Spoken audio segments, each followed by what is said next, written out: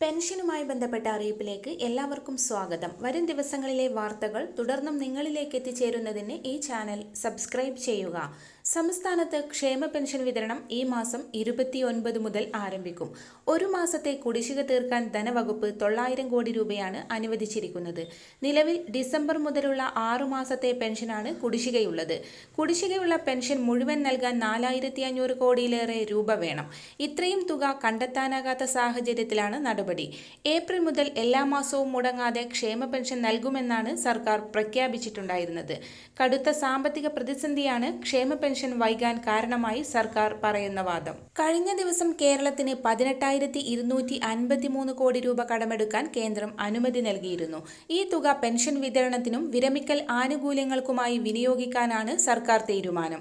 Mustering പൂർത്തിയാക്കിയ എല്ലാ ഗുണഭോക്താക്കൾക്കും തുക എത്തിച്ചേരും.